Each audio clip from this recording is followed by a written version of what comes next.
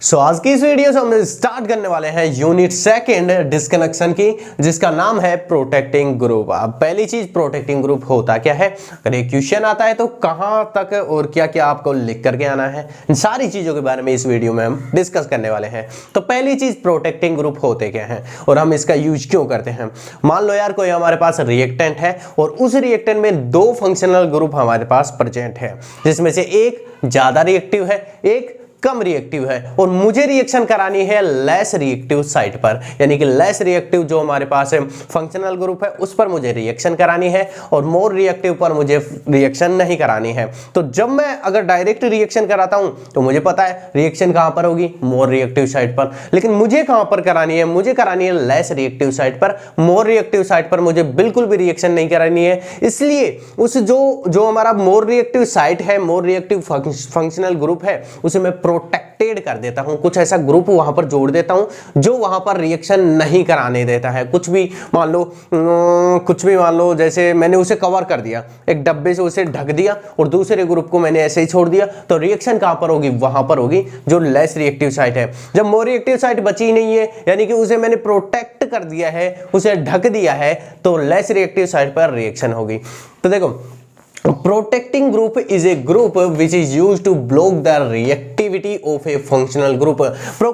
Protective group ऐसे group होते हैं जो रिएक्टिव साइट की प्रोटेक्शन कर लेते हैं, उसे प्रोटेक्ट कर लेते हैं, which is highly reactive in the reactant, यानी कि रिएक्टेंट में जो हाई रिएक्टिव फंक्शनल ग्रुप है उसे ढक लेते हैं टू अचीव कीमो सेलेक्टिविटी, जिससे हम कीमो सेलेक्टिविटी अचीव कर सके। कीमो सेलेक्टिविटी के बारे में हम यूनिट फर्स्ट में पढ़ चुके हैं कि कीमो सेलेक्टिविटी क्या होती है, ठीक है। वहां पर पूरा एक टॉपिक है कीमो सेलेक्टिविटी के बारे में। अगर आपको नहीं पता है तो मैं बता देता हूं। मान लो अगर हमारे पास दो फंक्शनल ग्रुप है, लेकिन मुझे रिएक्शन करानी है केवल एक फंक्शनल ग्रुप पर, तो या तो मेरा रिएजेंट जो है वो कीमो सेलेक्टिव होना चाहिए, यानी कि वो जो रिएजेंट है वो केवल एक फंक्शनल ग्रुप के साथ रिएक्ट करे। जैसे सोडियम बोरोहाइड्राइड, अगर हमारे पास रिएक्टेंट में एक एस्टर है और एक हमारे पास कार्बोनिल कोई भी फंक्शनल ग्रुप है, एल्डिहाइड कीटोन कोई भी है, तो सोडियम बोरोहाइड्राइड किसके साथ रिएक्ट करेगा, कार्बोनिल ग्रुप के साथ। एस्टर के साथ बिल्कुल भी रिएक्शन नहीं करता है,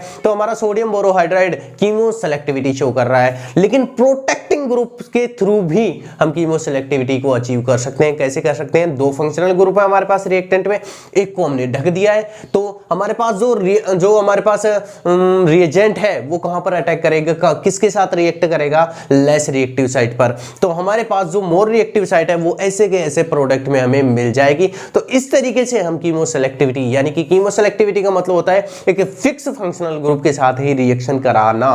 तो कीमो सेलेक्टिविटी प्रोटेक्शन के थ्रू हम कीमो सेलेक्टिविटी को अचीव कर सकते हैं। तो देखो, ये हमारे पास एक एग्जांपल है जिसमें हमारे पास दो हमारे पास फंक्शनल ग्रुप है। एक है CO यानी कि कीटोनिक ग्रुप, एक है हमारे पास एस्टर ग्रुप।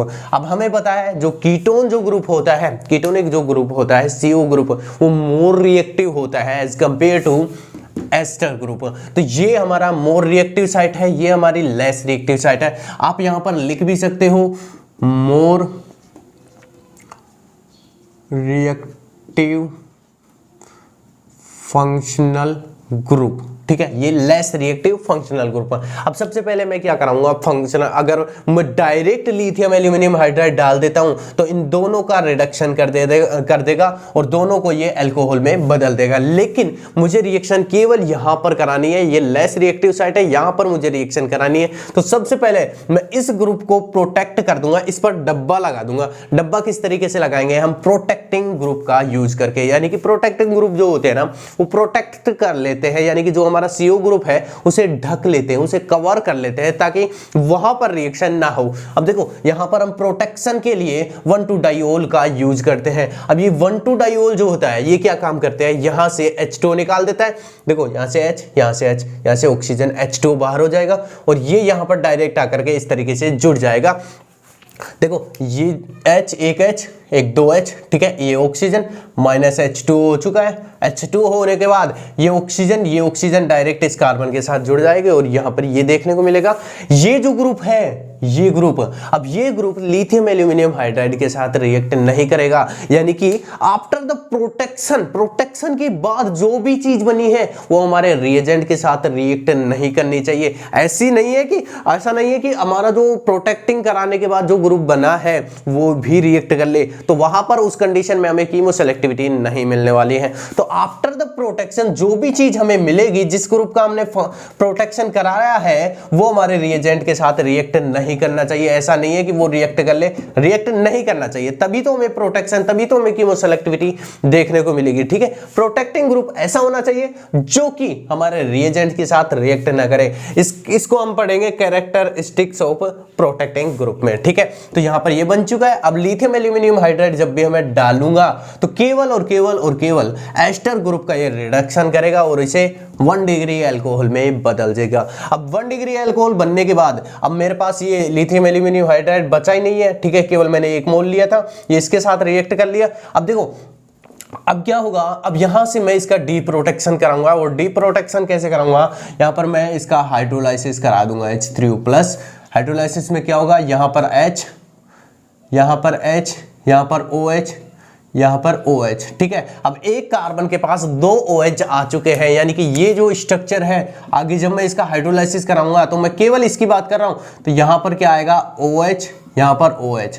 अब ऐसी कंडीशन में जिसमें एक कार्बन के दोनों साइड पर ऑक्सीजन OH ग्रुप जुड़े हुए हैं, यानी कि एक कार्बन पर अगर 2 OH ग्रुप जुड़े हुए होते हैं, वो अनस्टेबल होते हैं, वहां से तुरंत H2O का मॉलिक्यूल निकल जाता है। अब H2O निकलने के बाद यहां पर H2O भी निकलेगा। H2O निकलने के बाद ये जो नाइट्रोजन, ये जो ऑक्सीजन है, ये इसके साथ डबल बॉन्ड बना लेगा और हमें कीट ग्रुप प्रोडक्ट में देखने को मिल जाएगा। तो इस तरीके से प्रोटेक्शन के थ्रू हम कीमो सेलेक्टिविटी को अचीव कर सकते हैं, क्योंकि देखो यहां पर हमने इसको प्रोटेक्ट करा करके हमने इस पर रिएक्शन नहीं होने दी। So a group which is used to conduct reaction at less reactive site, यानी कि वे ग्रुप जिनका यूज करते हैं एक रिएक्शन को कंप्लीट कराने के लिए at less reactive site.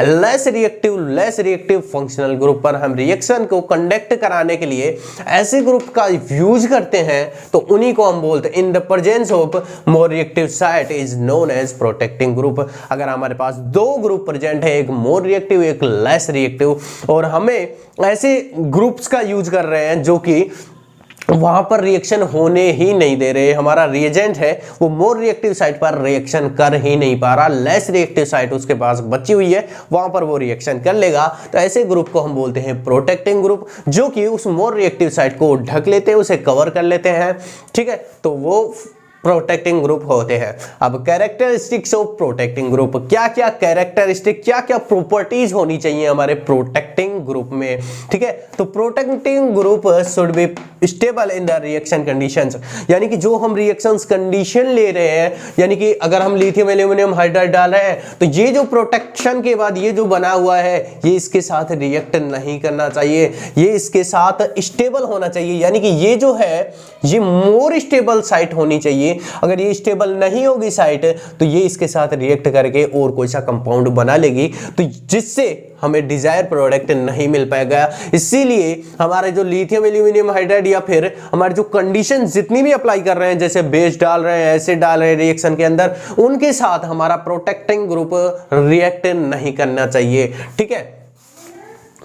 The protecting group should be inner toward reaction, यानी कि हमारा जो प्रोटेक्टिंग ग्रुप है, ये जो प्रोटेक्टिंग ग्रुप है ये इस रिएजेंट के साथ रिएक्ट नहीं करना चाहिए। अगर इसके साथ रिएक्ट कर लेगा तो हमें डिजायर प्रोडक्ट नहीं मिल पाएगा और कोई सा प्रोडक्ट हमें देखने को मिलेगा, ठीक है। The protecting group should be easily remove after the reaction, यानी कि ये बनने के बाद प्रोटेक्शन करा दी, हमारी रिएक्शन कंप्लीट हो चुकी है। अब रिएक्शन कराने के बाद हमारा जो प्रोटेक्टिंग ग्रुप है ये इजीली बाहर हो जाना चाहिए। अब मान लो रिएक्शन तो हो गई, अब ये इजीली बाहर ही नहीं हो रहा है, ये केवल यहाँ पर जुड़ा का जुड़ा ही रह रहा है, यानी कि ये हट ही नहीं रहा है। इस कंडीशन में हमारा जो प्रोटेक्टिंग ग्रुप है ये इस कैरेक्टर का होना चाहिए, उसका जो कैरेक्टर है वो ऐसा होना चाहिए कि आफ्टर द रिएक्शन उसे हम इजीली रिमूव कर सकें। ठीक है, तो ऐसी उस प्रोटेक्टिंग ग्रुप के अंदर ऐसी क्वालिटीज होनी चाहिए। ठीक है, next, protecting group does not change the nature और property of protected group after the reaction. देखो जो प्रोटेक्टिंग ग्रुप जो भी हम यूज कर रहे हैं वो आफ्टर द रिएक्शन के बाद हमारा जो ये कीटोनिक ग्रुप है ना, इसके नेचर को चेंज नहीं करना चाहिए। यानी कि हमें ऐसा प्रोटेक्टिंग ग्रुप यूज करना है जो हमारे इस कार्बोनिल ग्रुप के साथ इसका जो नेचर है, इसका जो बिहेवियर है, इसे चेंज न करे। जो कीटोनिक ग्रुप है उसको बदले ना, यानी कि उसे कीटोनिक ग्रुप में ही हमें as a product in the product देखने को मिले। ठीक है, इन द प्रोडक्ट हमें देखने को मिले। ठीक है, तो डिसएडवांटेज ऑफ प्रोटेक्टिंग ग्रुप। अब देखो इसके कुछ एडवांटेज है तो इसके कुछ डिसएडवांटेज भी होते हैं। तो पहली चीज, protecting group increase the time of reaction. देखो जो हमारे प्रोटेक्टिंग ग्रुप है ये टाइम को खींचते हैं। देखो यार, अगर हमारी रिएक्शन 2 स्टेप में पूरी हो रही है तो प्रोटेक्शन के थ्रू अगर हम प्रोटेक्शन कराएंगे तो वो 4 स्टेप में होगी, क्योंकि यार ये टाइम टेकिंग प्रोसेस है। पहले प्रोटेक्शन कराओ, प्रोटेक्शन करा करके रिएक्शन कराओ और फिर उसका डीप्रोटेक्शन कराओ, तो इससे हमारी रिएक्शन में टाइम ज्यादा लगता है। Use of protecting group increase the cost of target molecule. अगर हम प्रोटेक्टिंग ग्रुप का यूज करेंगे, उसकी वजह से प्रोटेक्टिंग ग्रुप का यूज करेंगे तो इससे क्या होगा, इससे हमारा जो टारगेट मॉलिक्यूल है इसकी कॉस्ट बढ़ जाएगी। क्योंकि देखो एक रिएक्शन को कंप्लीट कराने के लिए हमें रिएक्टेंट की जरूरत होती है और उससे बनता है प्रोडक्ट। अब प्रोडक्ट की कॉस्ट क्या होगी ये डिपेंड करता है कि कौन कौन से रिएक्टेंट हमने यूज में लिए हैं। तो इसमें हमने रिएक्टेंट भी यूज लिया है और रिएक्टेंट का हमने प्रोटेक्शन कराने के लिए प्रोटेक्टिंग ग्रुप भी यूज किया है और डीप्रोटेक्शन कराने के लिए हमने डीप्रोटेक्टिंग ग्रुप्स का भी या फिर डीप्रोटेक्टिंग रिएजेंट्स का भी यूज किया है। तो इससे क्या होगा, इससे टारगेट मॉलिक्यूल की कॉस्ट बढ़ गई। Specially reagents are required for protection and deprotection which may be present or may not be present the laboratory। यानी कि देखो हम जो प्रोटेक्शन के लिए जो भी ग्रुप यूज कर रहे हैं वो जो ग्रुप है वो हमारे लेबोरेटरी में हो भी सकते हैं, ना भी हो सकते हैं। क्योंकि यार प्रोटेक्शन कराना ये इजी चीज नहीं है। पहले प्रोटेक्शन कराओ, प्रोटेक्शन के लिए स्पेशल रिएजेंट्स की जरूरत होती है और वो स्पेशल रिएजेंट हमारे लैब में हो भी ना भी हो। अगर नहीं होंगे तो किस तरीके से हमारी रिएक्शन कंडक्ट होगी। इसलिए ये इसका डिसएडवांटेज है कि एक रिएक्शन को कंडक्ट कराने के लिए हमें प्रोटेक्टिंग ग्रुप की जरूरत होती है। ठीक है, If we use protecting group then 2 steps are increase in the reaction। अगर हम protecting group का यूज करते हैं तो हमारे रिएक्शन में 2 स्टेप एक्स्ट्रा बढ़ जाते हैं। पहले प्रोटेक्शन कराना और उसके बाद डीप्रोटेक्शन कराना, इससे 2 स्टेप ज्यादा होंगे, टाइम बढ़ेगा। ये सारी चीजें डिसएडवांटेज हैं एक प्रोटेक्टिंग ग्रुप रिएक्शन के लिए। ठीक है, इसमें फर्स्ट क्या होता है, एडिशन ऑफ प्रोटेक्शन। सबसे पहले हम प्रोटेक्टिंग ग्रुप का एडिशन कराते हैं और उसके बाद रिमूवल ऑफ प्रोटेक्टिंग ग्रुप। इसे हम प्रोटेक्शन कहते हैं, इसे हम डीप्रोटेक्शन कहते हैं। इससे 2 स्टेप आ गए ज्यादा, 2 स्टेप ज्यादा आएंगे तो इससे कॉस्ट भी बढ़ेगी टारगेट मॉलिक्यूल की, इससे टाइम भी बढ़ेगा रिएक्शन का।